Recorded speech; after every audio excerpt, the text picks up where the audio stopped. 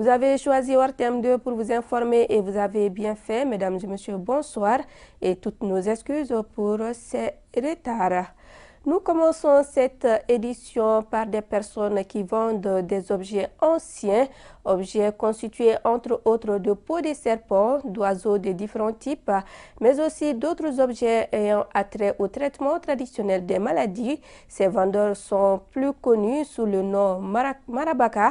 En Bamanankan, Astanso et Mamadou Koulibaly sont allés à la rencontre de quelques-uns d'entre eux, suivant leur reportage. Loin d'être perturbés par le brouhaha habituel du marché, ils sont plutôt sereins car étant des habitués des lieux. Ils, ce sont les vendeurs de solutions pour certains ou encore des guérisseurs pour d'autres.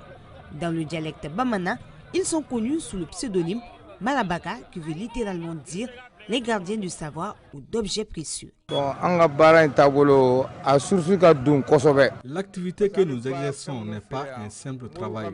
Il s'agit d'un art. Nous travaillons étroitement avec les marabouts et les féticheurs. Si ces derniers sont considérés comme des médecins, nous sommes perçus comme des pharmaciens. Nous sommes également sollicités par des malades. Il faut savoir que nous détenons des savoirs qui peuvent aider à résoudre des problèmes.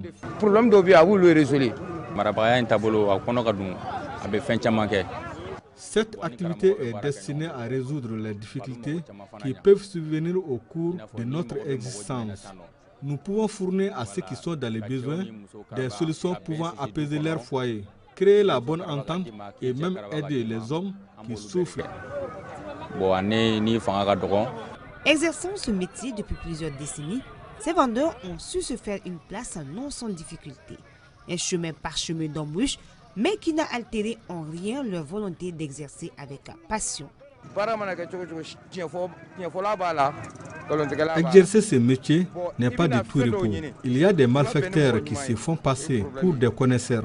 Nous donnons ainsi une mauvaise réputation. Sans cela, il faut dire que Dieu fait grâce et nous savons nous préparer comme il le faut pour venir au marché.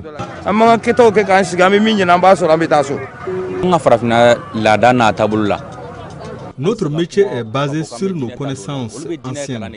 Nous pensons qu'il n'est pas en opposition avec la religion, dans la mesure où nous cherchons que le bien-être et la santé.